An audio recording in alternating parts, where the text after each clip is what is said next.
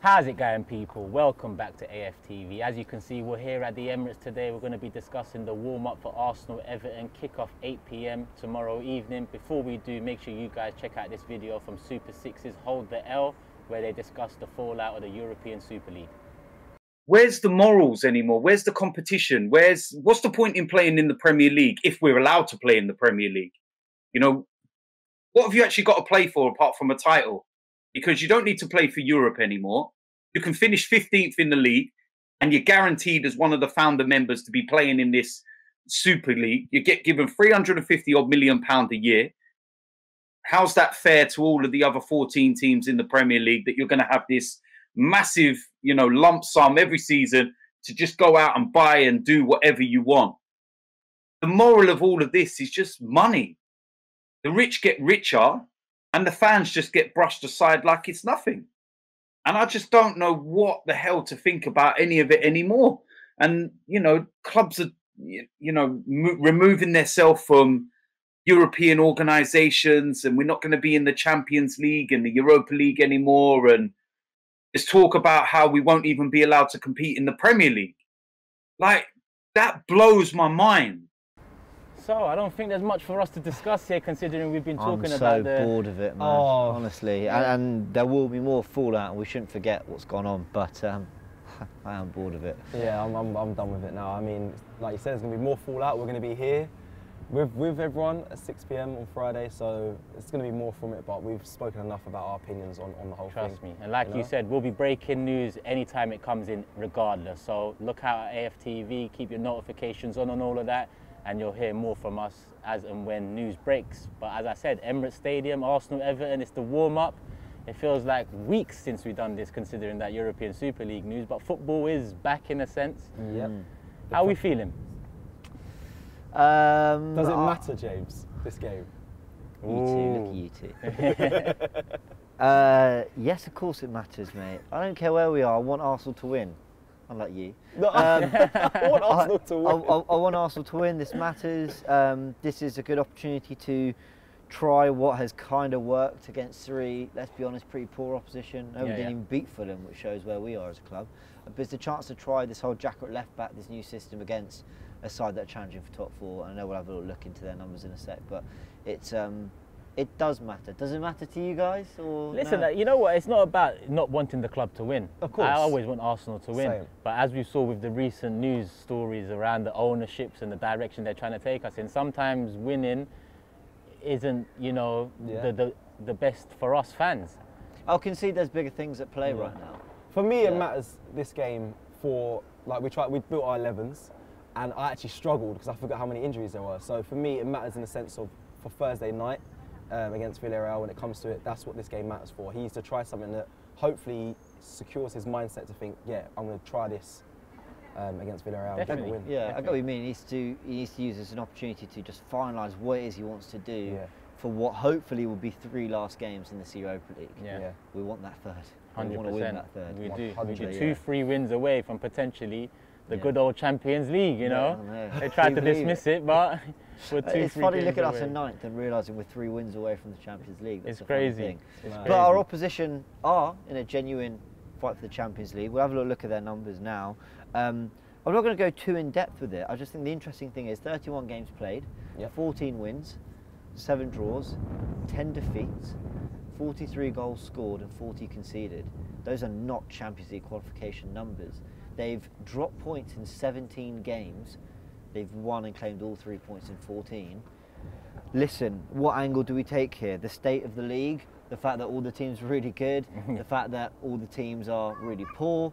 Where are we? What does this say about Arsenal and the season we've had? Because you made a great point the other day. Unfortunately, it wasn't on a live stream, Turkish, but you said this was the season where we could profit from other clubs not being at it. But no, we've been sucked into that. Yep. I don't know what to make of it. Everton are a good team. They've got good players, and they've definitely got a world-class manager, or he definitely has been a world-class manager of his career.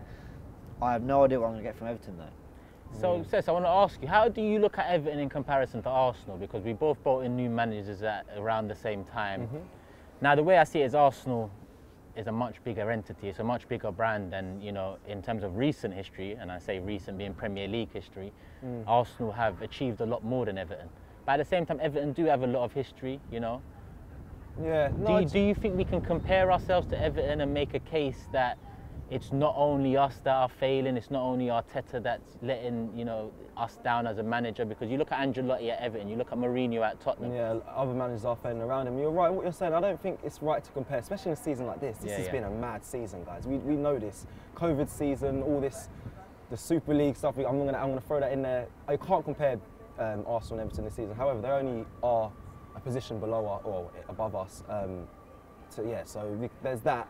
And if I'm honest, we are quite similar in a sense this season. The numbers are quite similar. They can see the run we kind of do. They've got the same sort of outlet of play as well. They use James Rodriguez down the middle to put in balls through the middle, and then they go down the left with Digne. That's what we do with Kieran Tierney, and when all the guys come in, we've looked to go down the middle like they do with Rodriguez. So yeah, man, I think we have similar sense in the style of play, but as a club in this season where we are, we don't really compare. I think it's been a weird season. I was going to jump in on that point. Everton highlight the kind of fragility of this season. Because when you look at our numbers, you're right, they're very comparable. If we'd lost 10 games this season, we've lost 12, there'd be uproar. If we'd only won 14, there'd be uproar. If we'd had some of the inconsistencies and points dropped at home that Everton have had, there'd be uproar at this club. And that's with the manager we wanted. Well, a lot of fans wanted the experience of an Ancelotti or a Mourinho. But what it highlights is what a difference those just couple wins make, as opposed to that draw, that defeat. Wolves, which we should have won. Fulham, which, okay, we didn't play great, we should have won. Burnley, mistake, we should have won. That's in our very recent history of this season. Would we be in a top 4 race if we claimed the points we really should have won? And I think that's where it's really interesting and why this game is very hard to call. Yeah, and it's a big one for both because they both started their managerial careers against each other, you know. Yeah, they did. Yeah. Is there any debate about who the happier fan base is? We talk about the similarities this season. I think Everton fans are in a much better place with their club than we are. I know we've had a similar season, but we're on very different trajectories, in my opinion. Is there an argument to say that Everton fans are a lot happier than we are at the moment? Everton fans are happier. They've got an owner who, Mashiri, is investing in the club. Yeah, I don't know why they spent 50 million on Sigurdsson, but they tried. They're trying. And I think there's been enough evidence over the last 3-4 years that they are trying to spend big money to catch up. Only it's so hard to catch up with the big six. But your Leicesters as well. You know, other clubs who have been run superbly well and are climbing that table. West Ham are having a great season. So I think they'd be happier just because I think they've got more faith that the owner will keep trying to put things in place till it works. Whereas with us, Arteta, okay, there's a lot of debate around that, but if he were to go, I'm not confident that the next attempt is going to be any better. So that's why I think, you know, you could say that we've got the Europa League to look forward to. Well, we might win a trophy, we might get Champions League football, and Everton might not. But I think they're in a more encouraging place, if I'm honest. Encouraging is the right word. And many clubs are in a better, more encouraging place than us. If I'm going to be honest with that, I agree with everything you say there, James, 100. Before we move on to Everton's form, I just want to have a little, you know, PSA. Usmanov, come back. We need you. Come back. Now is the time. And we move on to the Everton's form. Yeah, what? Do you know, I remember that summer when it was announced that Kroenke was going to take full control, and that was worrying, and we're not going to use this show to chat about that, but yeah, what could have been with Usmanov. But that's not to say it could have been any better either. I've touched on their league form. Just some of their home results as well have been really worrying. You know, losing to Leeds at home, losing to Fulham at home, that's pretty concerning, but as we said, they're still in a top 4 race. That's the thing. That's probably why this game here will matter a little bit more to them. I wanted to beat Fulham because I felt it was an opportunity to climb and scrape for that top 7, top 6, more points, more wins, all that. But Fulham, that was the nail in the coffin to tell me, do not expect consistency from this team this season. And looking at Everton's last game, I believe it was Tottenham, right? You know, they could feel hard done by with Tottenham grabbing the cup. I think Harry Kane just showed how clinical he is. 2 big chances, 2 goals. Yeah, we're talking about on how big this game is. I listened to Arteta's press conference today. He got asked the same question as well in his press conference, and his response was, it will probably pop up here on your screen now, we need to win every game now in the Premier League to give us the best possible chance to be in the Europe next season through this competition. So he still thinks, you know, if we win every game in the league, we can still make it. I don't buy that. It's lip service. Yeah, sorry. By the way, I think no, that's fine. I was hoping you'd say that. I read through it.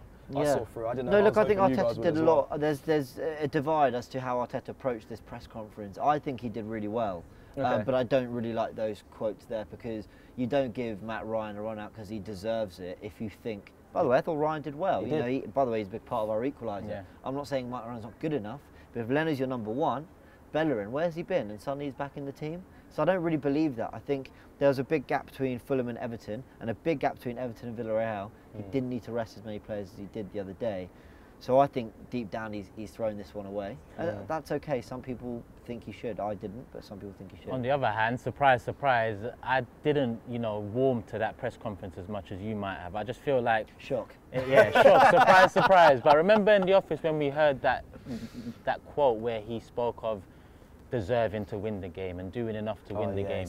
We've heard that so much this season that I can understand it. Like you said, we have been, fine margins away from 3 points and being higher up the table. But at the same time, 31, 32 games into the season, when do you, come out and actually say, look, the players are not... But do you not think he's saying it? Do you not think he's saying it for the players? To protect them. Yeah, because he knows the players are going to watch. I think he uses... The press. Yeah, that's sorry. They do that. Yeah. Go on, James. No, I think he uses press conference to send a message. I agree with you. Do you think protection is the best form of approach for the players we have, considering, and I asked that because Wenger was, very much protector of his players. He very much took on the ownership of the losses and the form and whatnot on his own back. And I feel like that bred this lack of ambition and winning mentality amongst the players. They very much felt protected. They very much felt that, listen, he's got my back regardless of what happens out there. What did you prefer as a player? I'm going to be honest, we watched the press conferences after games and you like to hear it, but then what we've done this season hasn't benefited the players from hearing it. So it's kind of a catch-22, isn't it? Like, okay, cool, yeah, you're protecting us, but the performances haven't been better from him saying, oh, we got lucky, we got lucky.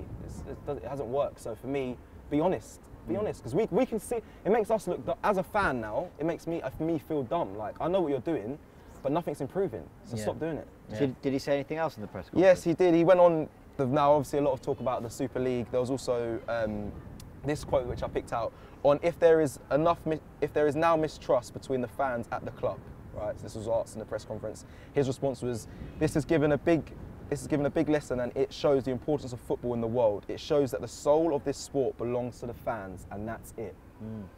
I want to get your thoughts on that. He also said that he didn't try to tell fans not to protest either, which I liked. A lot of managers in the past have said, listen, it's not going to help us. There's other ways you can express how you're feeling. But he just said, listen, we need to let fans express themselves and do what they've got to do. And I have a lot of time for that. I think he handled that pretty well, if I'm honest. Yeah. I didn't like how he, doubled down on his I'm fully supported by Kroenke, and because that led me to believe that, are you saying you're on his side? How do you take that? Because me and you look at things a bit differently. So how did you take that? Let me before you say it. Sorry to cut you. That is the next quote I picked out for Turkish, just because it's Turkish and the Kroenke. You know what I mean? So he was asking about Kroenke, Turkish. Listen, mate. How long you got? Yeah, he was. So Arteta was asked on whether he feels let down by the owners. He strongly said, no, I feel very supported by everybody at the club. I feel privileged again, and I'll say it loud and clear again. He feels supported. So that was his response. What support to you, right? Is support I've been given 200 million to build the squad, or is it I've been told that my job is safe and that they believe in my plan and my project? I think he's talking about the latter. Yeah. Or at least I like to think he's talking about the latter. Because in that sense it doesn't matter. But if you're saying, no, I'm being fully supported, I'm being given all the resources I need, I'll be, then immediately I'm thinking, well, then you're not good enough to be our manager. Yeah. What's kept me on side with him is that I don't believe he's being given a fair crack by the people upstairs. But if he really believes he is, that's more worrying. Yeah. So if it's they fully support me because they believe in my project and what I want to do with the team and the money I want to spend this summer and then the summer after, what I want to do with the players we've got, okay, maybe I can buy into that. Fair enough. Let us know your thoughts in the comments below as well, and we'll move on to the Danger Man now, Cecil. Danger Man. Okay, so for today's Danger Man, I've gone with a bit of a twist. Yeah? Yeah, a little pun there because I'm about to get to it. So obviously you guys did the Forever Arsenal. You did Stick or Twist with Mo. And we spoke about Dominic Calvert-Lewin, and you both said you'd trade Lacazette for Dominic Calvert-Lewin. Yeah. So I'm going to change the question a little bit, obviously to favour the narrative. The narrative. Yeah. Listen, I'm just going to see if you're going to stick to the same answer, okay? So I'm going to change it to Lacazette for 1 season or Dominic Calvert-Lewin for 1 season addition, because obviously Lacazette's got, the end of his contract is next summer. We'll say if we get Dominic Calvert-Lewin for a season, it's not going to happen, but for this scenario. Right, would you stick or twist with, or trade, shall I say, with Dominic Calvert-Lewin if you had him for 1 season? I'm sticking again. I would twist, yeah. Yeah, so you'd trade Lacazette. Sorry. Oh, wait. No, I'm so sticking with my original choice, which was Yeah. Calvert-Lewin, so I'm whatever. So you'd bring Calvert-Lewin for Yeah, a yeah, season yeah. instead of letting Lacazette finish Yeah, off his yeah. Yeah, contract. but can I? I'm gonna bring up- I no, love no, Lacazette, man. I love Lacazette. So do This I. is a thing about profile of striker. I think Calvert-Lewin's more what this Arteta looks like he wants. The hold-up play, being a bit of a brute but good on the ball as well, bringing people in. That's what he's been wanting his striker to do. Yeah. He's younger. Okay, He's but an remember, Arsenal fan. this is why we've got... There's all that. Yeah, Like, I yeah. don't think he's necessarily a better player right now. I Okay. think he's gonna be a better player. Yeah, because the numbers, I'm going to give you the numbers now, the head-to-head. So obviously, we're looking at age. We're going to start with the age. Calvert-Lewin's 24, Lacazette's 29, but obviously the stipulants here is that we've only got for 1 season. Total minutes that Calvert-Lewin has played this season is 2,395. Lacazette's played 1,978, so a lot less. Calvert-Lewin plays 92 minutes of most games, and Lacazette only plays 71. That's his average. Goals this season, Calvert-Lewin has 14. Anyone know how much Lacazette has in the league? 13? 13, James, well done. So 1 behind Calvert-Lewin, which is okay. But when it comes to assists, Lacazette has 2, Calvert-Lewin has none in the league. So to me, I would stick with Lacazette because I like Lacazette. I'm a fan of him. He offers more to the team, and his numbers aren't terrible. I love Numbers ain't great either. I knew that was coming. I love Lacazette, but remember this is Lacazette's 6th, 7th season at the highest level of, supposedly, highest level of European football, playing one of Europe's top leagues. Yeah. This is Calvert-Lewin's first, really, as a striker, Yeah, yeah. as the number 9 leading from the front. He's played a bit on the left. He's played in various positions for Everton. 24. It's not too late to blossom, but you sort of maybe expect this around 21, 22. He has a higher ceiling, Calvert-Lewin, definitely. But that was why I said for 1 extra season. Yeah, you tried to give Yeah, you Lacazette tried the to, odds, but Listen, I I'll love still them both, and I love Lacazette, and I want him back as soon as possible. Okay. Yeah, we ain't even got him. We ain't even got him for this one. Yeah, that's true. Bring Oh, up he's injured, bring up yes. Eddie's stats against Calvert-Lewin. Let's see what's going on there. We're not going to do that. Eddie, Yeah, let me not even start now. We're not going to do that. Let me not even start. Right, let's look at. So we've got to do our 11s, but before we obviously do our 11s, I do want to update everyone watching with team news on who's available. Yeah. So obviously there's 5 players injured. Odegaard's not 100% for Friday night. He might be available, but Arteta in a press conference said it's unlikely. But also the players that we're missing is Aubameyang due to malaria, Lacazette hamstring, David Luiz with a knee injury, Odegaard ankle, and then Tierney also with a knee injury. All right, so what's your 11s then? All right, you just brush over. I feel like I was quick. Just brush over Who's that. starting? Shall I go first with mine? Yeah, you go. I'm going with Leno back in goal because I feel like with Villarreal coming, around the corner, our cup final, Makes as we sense. like to say, he needs to go back in goal. Right back, I'm going with Cedric. Left back, I'm going with Xhaka. I think this is Xhaka's biggest test so far at that left back position, and it'll be good to see him tested a bit more because obviously Villarreal will test us more than Sheffield United, Fulham, and Slavia Prague have done. Now the combination in the middle, considering Luiz's injury, considering Rob Holding's been playing a lot of games recently, and considering as much as I bang on about 2 left-footed centre backs, it's never happened, and it's never happening. So I'm going with Chambers and Mari. I just feel like Chambers is a more mobile centre-back in comparison to Holding, and when you're dealing with Calvert-Lewin, it's good to have someone a bit more mobile in there. Yeah. So I'd go with Chambers, Mari, Interesting. Partey or Nene as the double pivot. Come on. The 3 in front of those would be Emil Smith-Rowe in the number 10. Come on. Now, ideally it would be Odegaard here, and I'll explain why, but it's Emil Smith-Rowe because Odegaard's 50-50 and I'd want to protect him for the Villarreal game. Nelson on the right, because I feel like when is he going to get his chance? Is he going to have his chance, or is he just going to leave this summer with his tail between his legs?